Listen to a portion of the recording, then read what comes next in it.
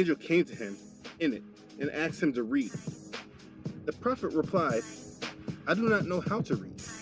The angel caught me forcefully and pressed me so hard that I could not bear it anymore.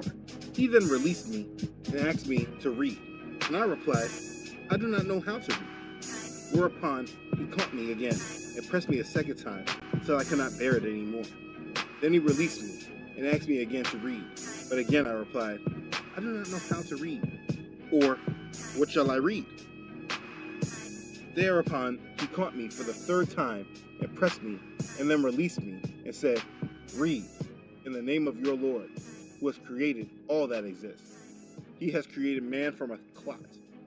Read, and your Lord is most generous, up to that which he knew not."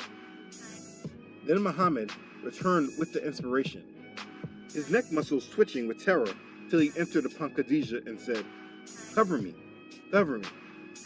They covered him till his fear was over. And then he said, "Oh Khadijah, what is wrong with me?" Then he told her everything that had happened and said, "I fear that something may happen to me." Khadijah said, "Never, but have the glad tidings, for by Allah, Allah will never disgrace you, as you keep good relations with your kin and kith. Speak the truth, help the poor and the destitute, serve your guests generously, and assist the deserving, calamity-afflicted ones." Khadijah then accompanied him to her cousin Waraqah bin Nawfal bin Asad bin Abdul Uzza, long name, who during the pre-Islamic period became a Christian and used to write the writing with Hebrew letters. He would write from the gospel in Hebrew as much as Allah wished him to write. He was an old man and had lost his weight. Khadijah said to Waraqah, "Listen to the story of your nephew, O my cousin." Waraqah said, "O my nephew, what have you seen?" Allah's apostle described whatever he had seen.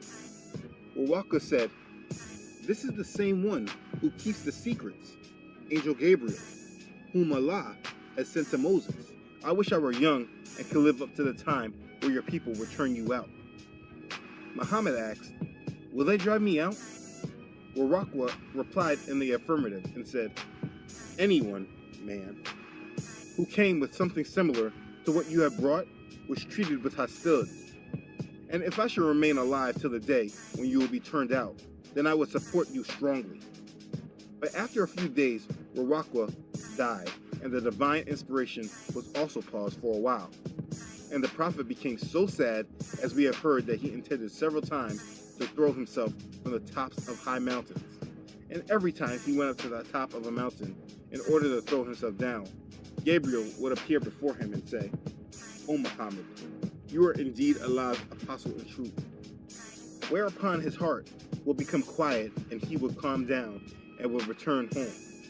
And whenever the period of the calming of the inspiration used to become long, he would do as before.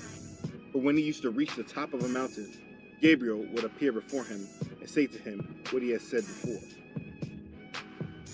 There are a number of slight variations to this story, related by different people, describing Muhammad's visitation by a spirit, identifying himself as the angel Gabriel. These stories do not always agree with each other in perfect detail, but on the whole, a complete picture can be drawn of Muhammad's initial experience with the spirit and his reactions after. And that's what I just presented. From this encounter, Muslims believe that Allah, through the Archangel Gabriel, gave the collection of revelations to Muhammad that are now preferred as the Islamic scriptures.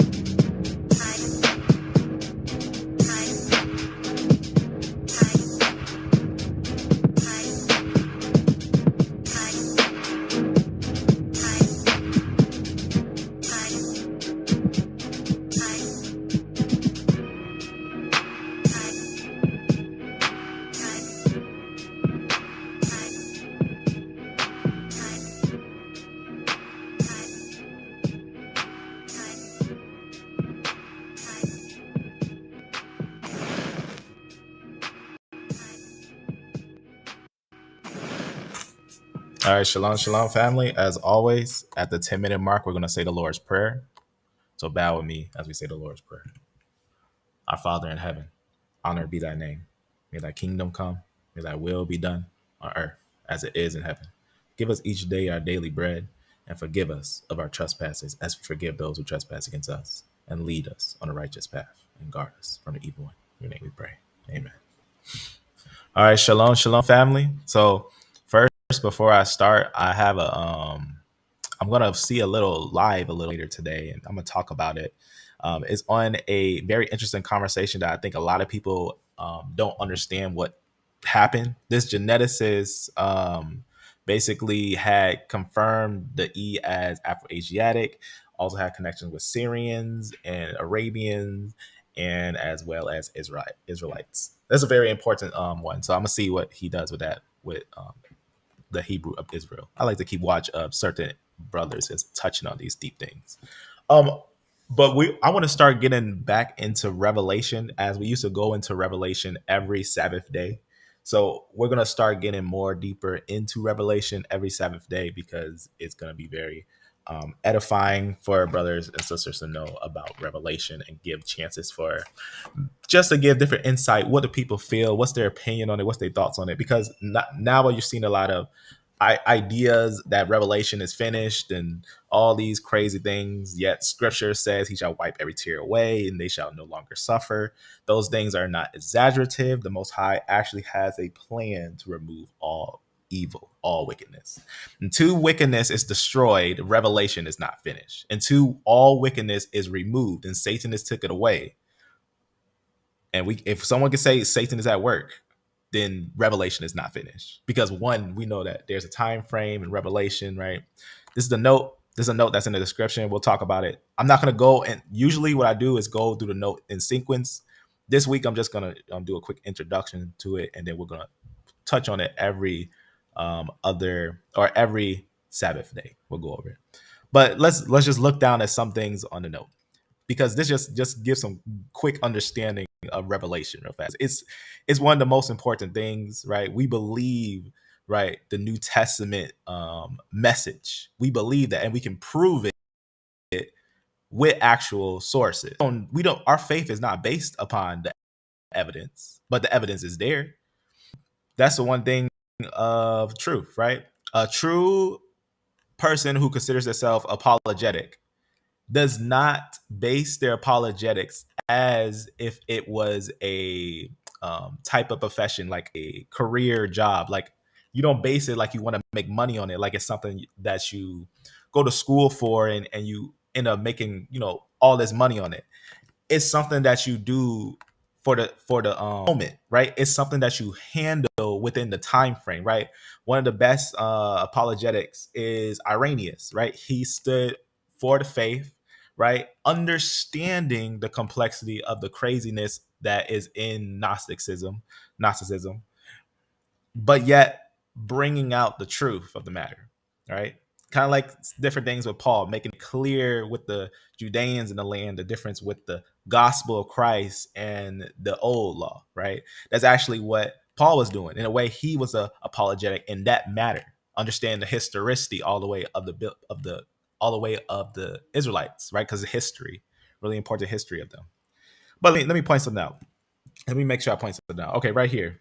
So this is what's so important, that when we see scriptures that say in Second Thessalonians 2:1, now we beseech you, brothers, by the coming of our Lord Jesus Christ, and by our gathering together to Him, right? Because that's waiting for Yeshua Hamashiach to take us to the place where we want to go, right? Which is heaven.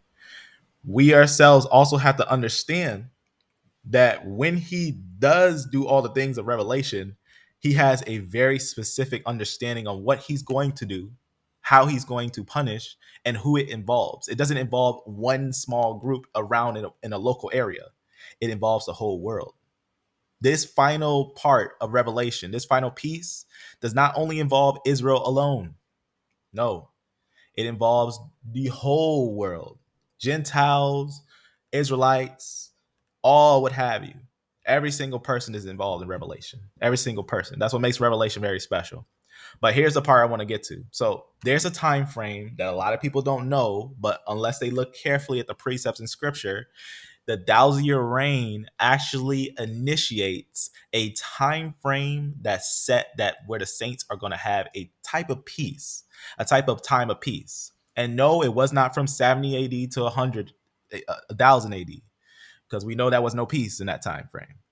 Absolutely not. In fact, some of the worst years were in the 500s, 600s, right? Some of the major worst persecutions you ever seen. All types of stuff, right? But this is what's important. In the biblical narrative, it speaks about something called the 1,000-year reign, right? It happens after an event that's so important to know about that no one, no one who understands this concept can say that Revelation came to pass. Here's what that verse is. Revelation 21-3. It says, "And I saw an angel come down from heaven, having the key of the bottomless pit and a great chain in his hand. And he laid hold on the dragon, the old serpent," right? Now that's interesting how I use that concept old serpent. That's reflecting it with all the way to Genesis. Remember, Adam and Eve seen that actual serpent, right? When it's speaking this story, it's not speaking in allegory. It's actually speaking it in the sense that this is the spiritual realm, how it was in the beginning with man, how they were reacting and how they can understand each other. And that at some point that was cut off, that was separated, that the spirits were in a, especially during the time before the flood.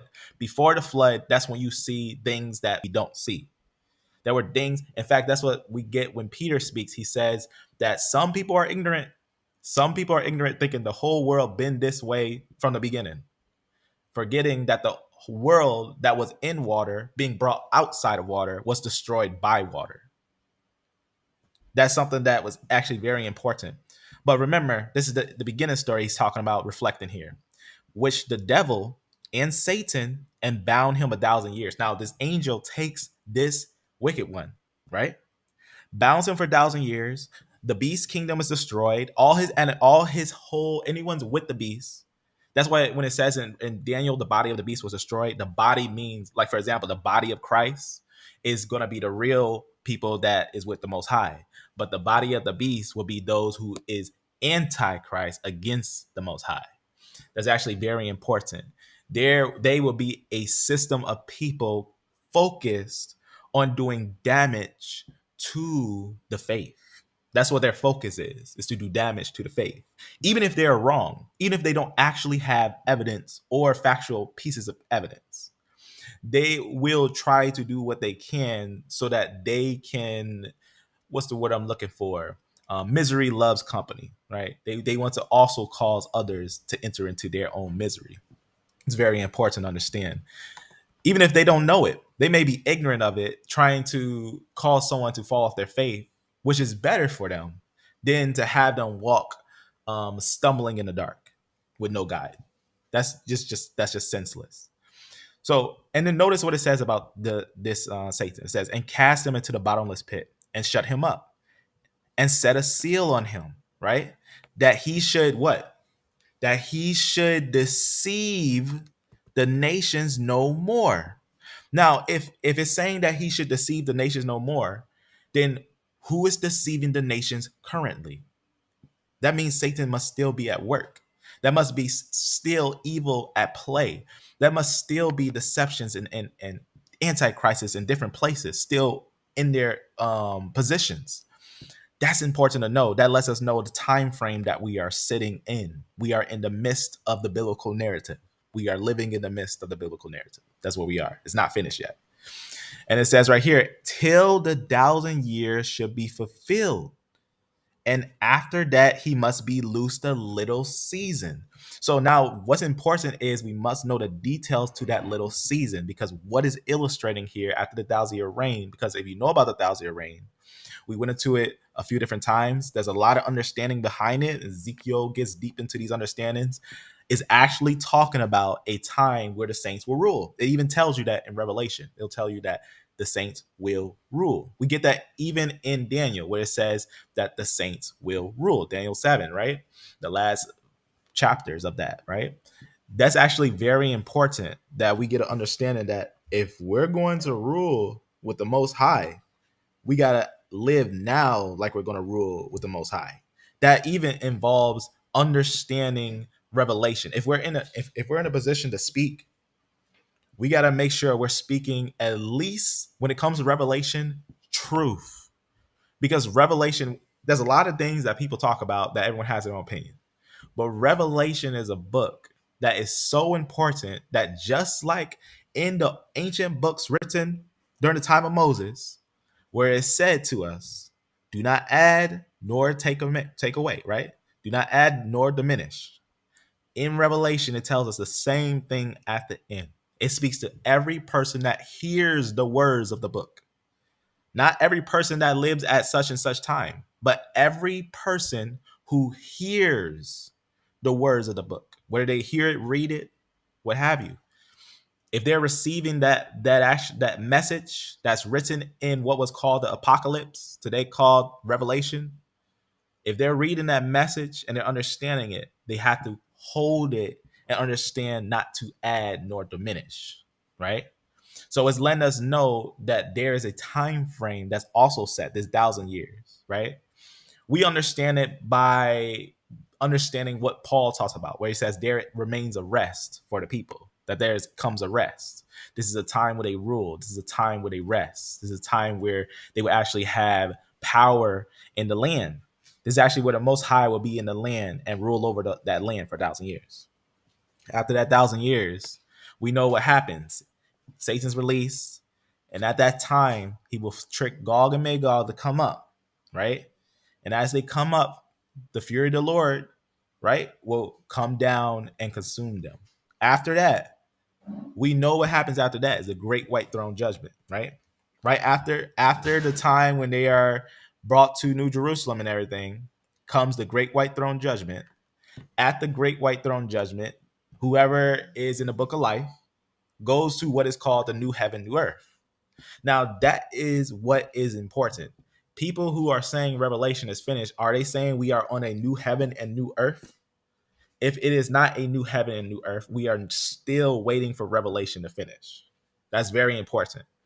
We are not yet on a new heaven and a new earth. If I recall, there are still wicked ones all around us. And we still have to defend the gospel when it comes down to certain things for those who know how to do that. We have to understand that we as a people, we have to understand we've been here for a long time.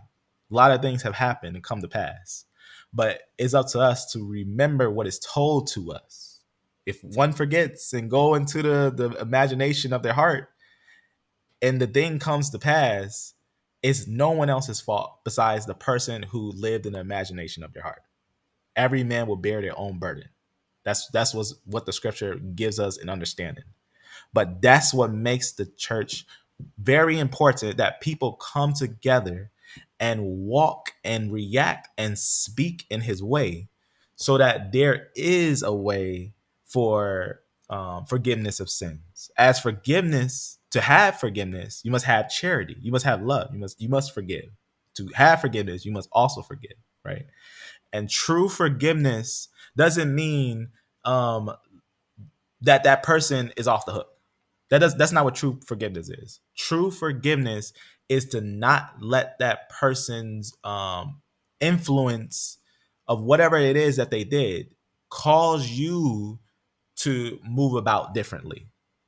That's what is the true understanding of forgiveness, is that you don't hold that on you, because even holding unforgiveness of someone, you can have that unforgiveness and it can linger in you and come out on someone else that you wasn't expecting that would come out to.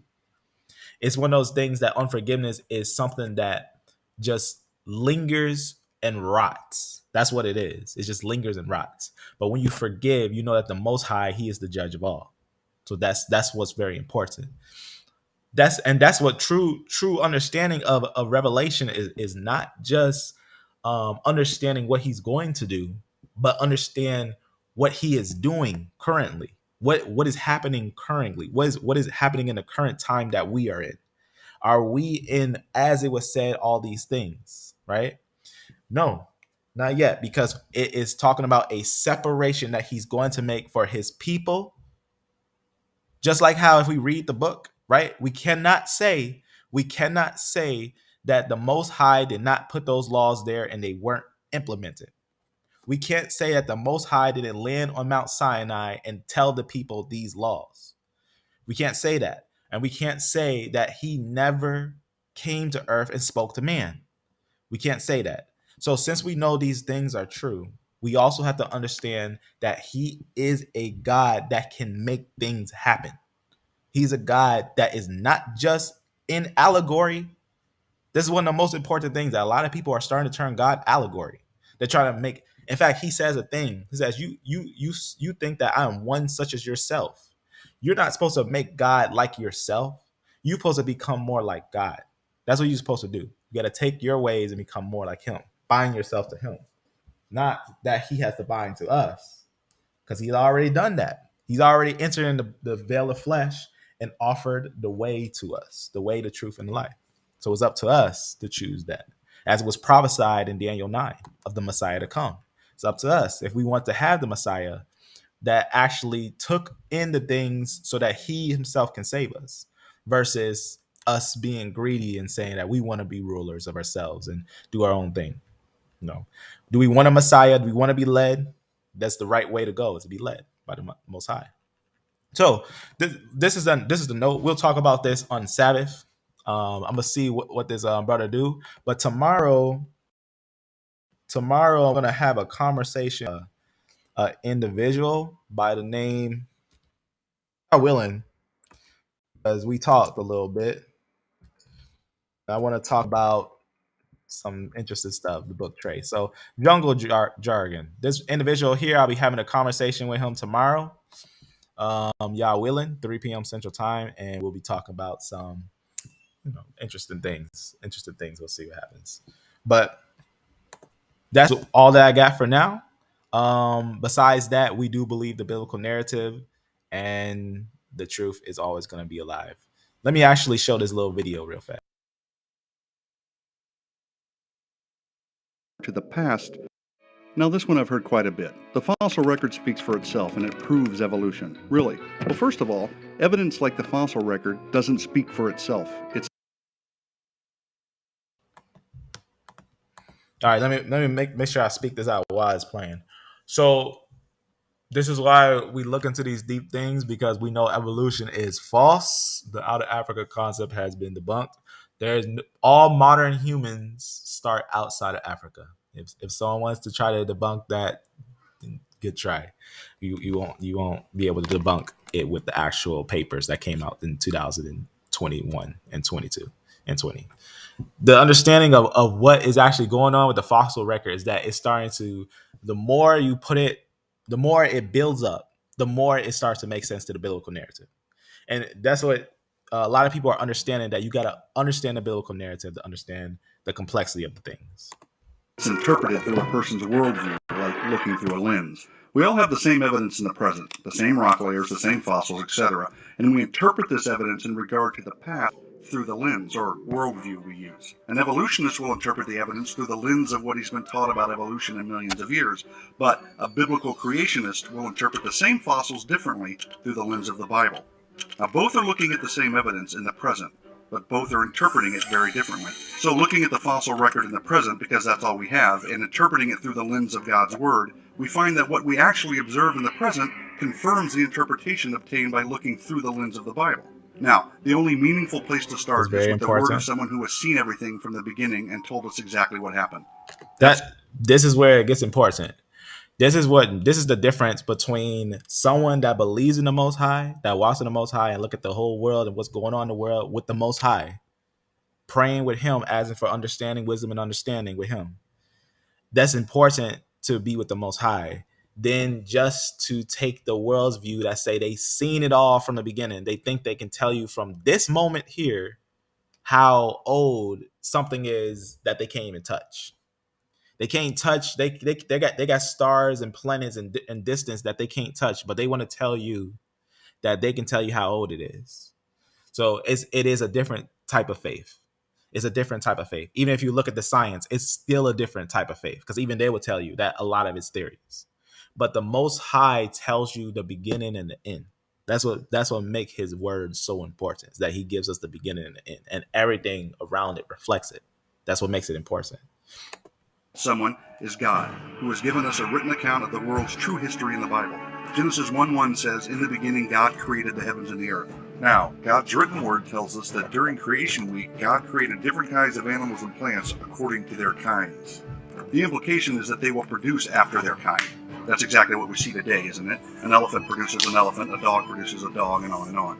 Now, on the sixth day, man and woman, Adam and Eve, were also created, and God declared everything very good. It was complete and perfect, and there was no death because there was no sin. And all that's scientifically accurate. Everything they showed and the understanding of it is scientifically accurate, because we know that there is a genetic Adam and Eve for modern humans. There is a genetic Adam and Eve for modern humans, and that's where you have to start with the modern humans for the producing of what we see today. That's what they call them scientifically, modern humans, the people that come from Adam and Eve, and they all produce who they'll be today. And in fact, it's sometimes when you look at it, it can be a little more complex, because we don't have like Adam and Eve. We don't have the fossils of Adam and Eve. We can't say that we found Adam and Eve. We can't say that we found Methuselah. We can't say that we found Enoch. We can't say that we found Noah. We can't say that we found, you know what I'm saying? We can't say that we found those exact pinpoint people. That's why we have to also understand, when, for example, like the genetic record, we have to understand that most likely, even like A00, all those ones links no further than Noah. That is actually going to be linking to where everyone roots to one lineage. And everything else, we can also talk about pre-flood people, the evidence of pre-flood people that's noted in individuals like the Neanderthals, Denisovans, and ancient humans before, that shows extreme dates on them because of all the different layering and all the carbon that had went into the air from the water gushing in from the earth, which we spoke about and showed the scientific papers of how those things work. That 90% of the carbon is actually in the earth. And that we know that the biblical narrative said the water gushed out. So it's very important to understand that this simple understanding, if someone doesn't understand this simple understanding that even scientifically there's an Adam and an Eve, then they don't understand what's really going on around us, because that's what the biblical narrative is saying, that there was genetically a man and a woman, right? And it should show evidence that all humans are related ultimately to one man, one woman, and that's what we see. Well, let's keep going. Later on in Genesis chapter 3, it is revealed that the man and woman, being tempted by the serpent, rebelled against God. That's that serpent again. That's why we started off with Revelation, because that's something that's so important. When it's talking about that serpent, right? It's talking about something that actually happened that caused the whole world to be different. For example, if it was just allegory, we gotta ask ourselves, right? If this was only allegory, why is it that even in the scriptures it makes a in the New Testament it makes detailed descriptions of Adam, where it talks about the old Adam and the new Adam, where it talks about how the woman can't teach, where it talks about it was Eve that was tricked and not Adam. Why does he talk about that? Why does he say it was Eve that was tricked and not Adam? And then there's other scriptures where it says it was the man formed first, then the woman. There's certain things that always reflect to that beginning story, where even with certain places where it talk about the old serpent, it's letting you know that this story is not allegory. That's actually the most important thing of what Genesis is trying to tell you, is that it's trying to tell you the beginning. He's trying to tell you how things work, whether you accept it or not. You can accept it, and then you can move forward and walk in life knowing that, one, it is evidently true, and it is provable, that you can actually build a defense in it. That's what is very important about his word, is that when taken to the actual scale of evidence of truth, it's going to show itself to be true. That's what happens. It does show itself to be true. So that's what it's showing. It's showing that there was a divide in the beginning, right? And Just look on. Command, and sin and corruption entered the world. In fact, the entire creation was altered and is no longer in its originally perfect, very good state. People and animals began to die. But could gradual death in such a short period of time account for the fossil record we observe today?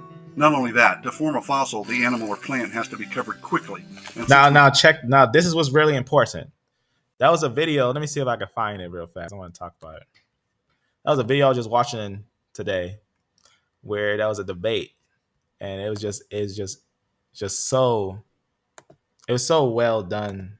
Let me see if I can just grab it real fast. It was such a well done debate right here. As always, 10 simple commandments. It's always about looking at the deep picture. But this is a very, very interesting video. Evolution on Trial, when they had a conversation with Kent Hovind and this one guy who calls himself a wizard. Let me go to a timestamp here real fast. I want to show you the moment of this conversation when Kent actually won. He actually won this conversation, and you'll understand it by actually understanding cementation. Cementation is actually the process of the binding, right, of different settlements within basically mud. And it has to do with basically the different elements that are going to be in one place. And the way that they bind is very important to know that we know that there's fossils that are found in hard layers, very hard rock layers. Now, obviously, they're not solid rock where you got to take a jackhammer and go through it like that. Some is, it depends on the layer, but some can be softer. It all depends on the type of layer that is in. But what also is important, I'm going to let him speak. What also is important is that what Kent actually brings to life is something that few people actually take into consideration, is that weight doesn't equal age. For example, if I take a cup of water and oil, right? You probably already seen it unless someone ever seen the experiment.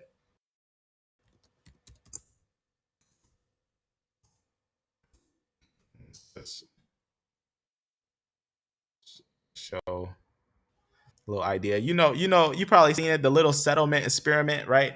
The settlement experiment, a lot of people did it before, where you got a layer of oil, you got a layer of water, and you got a layer of sand. But how does it settle? Does it settle because one is older than the other, or does it settle because of weight? You know what's interesting about a lot of the layers that we see nowadays? A lot of the layers where we have animals that are said millions and billions of years and all that are at bottom layers, and a lot of them are heavy and more dense. Dinosaurs have bones more dense than modern mammals.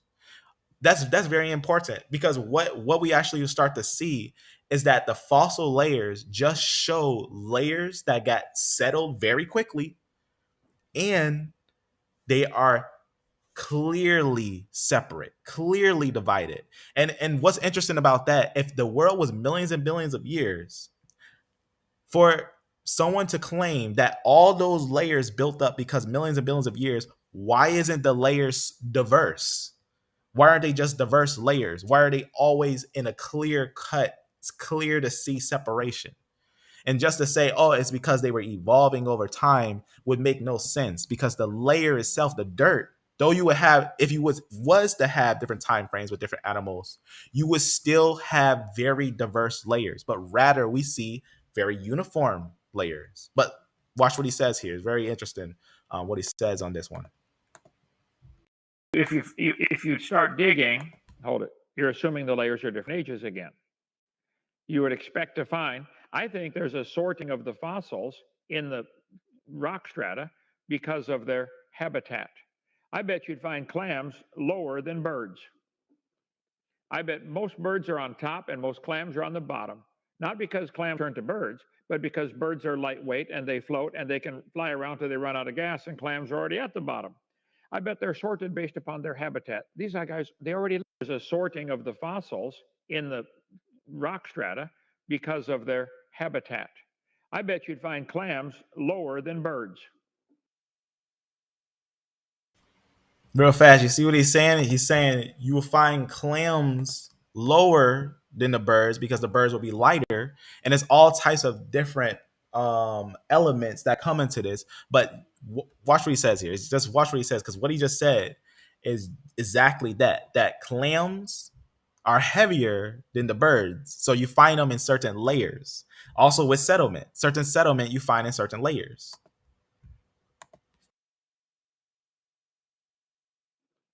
I bet most birds are on top and most clams are on the bottom. Not because clams turn to birds, but because birds are lightweight and they float and they can fly around till they run out of gas, and clams are already at the bottom. I bet they're sorted based upon their habitat. These guys, they already live at the bottom. Of course, they're the first ones buried. Birds don't live in the water at all. So I think you'd find the fossils can be explained. They're sorted based upon their habitat, based upon their body density. Clams are heavier per cubic centimeter than birds. I bet they're sorted based upon their mobility. Clams can't run very fast. I bet they're sorted based upon their intelligence. As far as anybody knows, clams aren't too smart.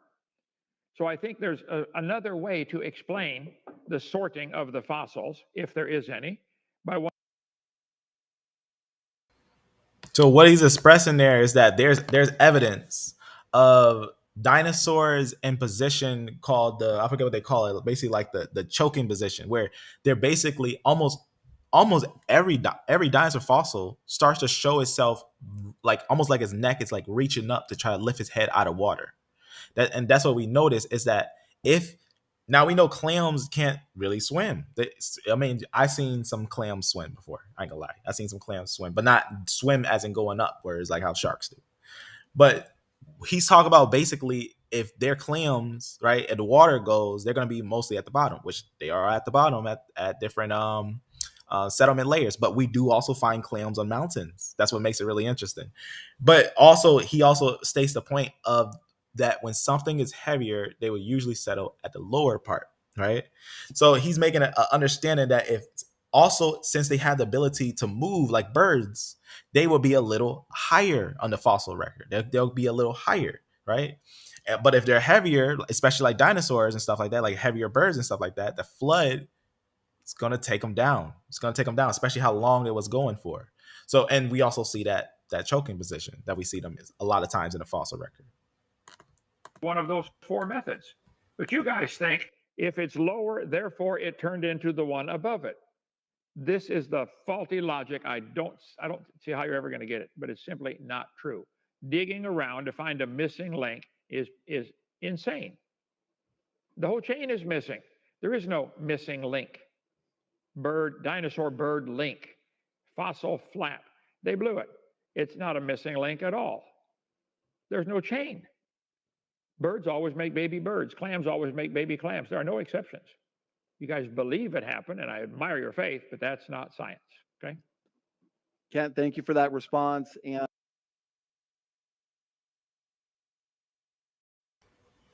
all right, so that I thought that was a well placed point. I think what he said is absolutely true. It's one of those underlooked elements of understanding. Is that one? If there was a flood, we have to also understand what's laying down. Right? There's all types of different. That's not just mud. There's all types of stuff that's within that water and that all that stuff moving around. That's how we get that the fossil is inside of there, because cementation, right? The actual binding that happens there, right? So once we see these things and actually understand that these layers aren't based upon age, but based upon weight. So that if we look at it based upon weight, then we can understand those layers. We can get a good understanding, and not just weight, but the ability, the living species would work their way upwards. They will work their way upwards more than something that's able to move smoother or more stronger up a current will do better than something that, like a clam or something like that can't swim up a current. So that's what's very interesting, that when we see things like that, we can see clear facts in this. So that was just an interesting video. I just wanted to point out that I think Kent Helm did very well, and I think it's very important to point out the facts of the layering, right? Because a lot of times people look at the ground and say it always been like that. Yeah, how did the fossils get in the rocks? How did they get inside the rocks, right? deep inside the rock. There's some fossils that are so deep inside the rocks to claim that, oh, that's just settlement of dirt building up through time, through the blowing of wind and all that stuff. That's not true. Rather, we get a clear understanding that's what the flood caused. It caused individuals to be inside the actual layers. Just like how you can find dinosaur tissue still today. It's dinosaur tissue, right? If it actually died, said millions of billions of years, and it got covered by layers of dirt, how long does it take to cover a dinosaur? How long does it actually take for dirt to cover so many there's so many different dinosaurs with veins, with their blood vessels. How long does it take to cover them, right? Because if we also recall, for these type of dinosaurs to live, they also have to be eating some very decent green that's around, right? Different plants and stuff. So also consider that bone breaks down in dirt. So different, especially the quality of depending on the quality of dirt is how fast the bone breaks down. So that's also important. So the speed, the layers, the all those things, it's just one of those things that it's alive. That is a video that I highly recommend. It was really interesting because it's clear. It's absolutely clear. I was talking about it before too, with the understanding of the fossil record, the cementation, the carbon emissions, all those things, all the big years I've seen, even on the genetic scale, all those big years are all understandable. It's all understandable. But at first, for someone that is, first takes the world view, wants things to be black and white, they may not understand it because sometimes you got to look a little more deeper, right? First time something comes, they might be like, no, there's no way. No, no, nope, no way at all. And then there's going to be some type of information. If you look closer into the actual studies, you'll find some very interesting stuff, right? We can talk about some very controversial things that a lot of people wouldn't believe, but we can show the facts for it. So that's what makes it really interesting. Makes it really interesting is that sources talk, actual sources, visual source. Otherwise, we're just talking. So that family, I guess, all I want today is just to make that conclusion and address that we're going to get a little more into Revelation, and it's important to understand that all this is real, right? This is reality. This is not video games and movies and stuff like that. This is truth. All this is truth. It's sometimes on different levels of stuff, right? My goal isn't to make everyone agree. That's not my goal. My goal is to provide sources and information and truth. That's my goal, is to provide sources, information, and truth. So it's always up to as opinions is subject to the person. It's always subject to the person.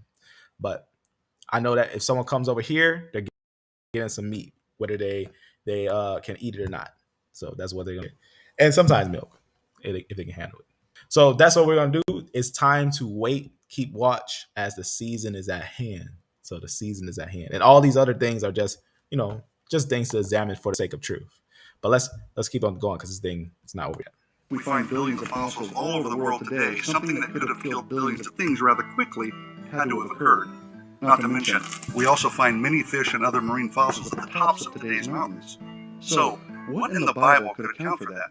What could cause billions of dead things to be buried in rock layers rapidly laid down by water all over the earth? Well, flip to Genesis chapter 6 through 9 and you'll read the account of the global flood in Noah's day. Essentially what happened is that men were so corrupt and violent that God selected a righteous man, Noah, and his family to build a huge ark and get in it along with a pair of each land animal kind. And then God caused a worldwide flood. The water gushed up from the ground, and water fell from the sky. The earth was totally covered with water, and all land-dwelling, air-breathing creatures outside the ark were killed. All of them. It was a massive and destructive event. After more than a year, the waters had subsided enough that Noah and his family and the animals could get off the ark. Now, what would a worldwide flood do to the earth? Well, far too many things to discuss here, but it would have definitely totally changed the Earth's terrain. It would have tossed things all around, and it would have destroyed billions of plants and animals, burying them all over the Earth. So based on the biblical worldview, we know that God created everything and it was perfect. But because of man's rebellion, people became corrupt, and all kinds of things began to suffer and die.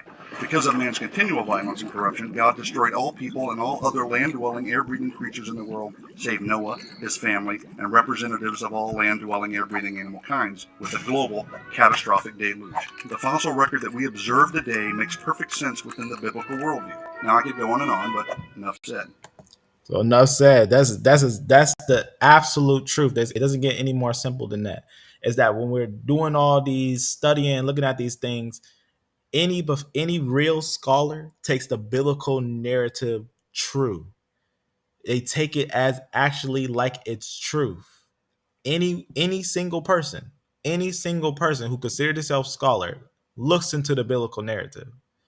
If they don't, then they don't know that one, they're missing out on vastness of increase of information, of knowledge and of truth, and just the actual chastening that they need.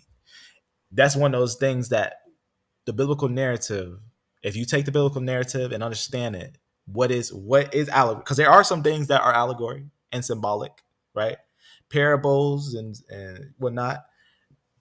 Those dark sayings are also told usually within the book. But there is also parts of the book that are readdressed like they are actual factual situations, like they were actual factual things. Noah's never spoken of like he was a myth. Abraham's never spoken of like he's a myth, right? Israelites are not spoken of like they are myths. There are people that came from Shem, which came from Noah, which Noah ultimately came from Adam, which is still spoken of in the Old and the New. So this is also binding. These are also factual things. And if we move with those facts, we can understand the other facts, other things. But I guess that's all I got for today, family. If you have any questions, let me know, and we'll touch on some things. Let me actually make sure. Okay, I put this on here. Yep. Okay. So this note will be in the description.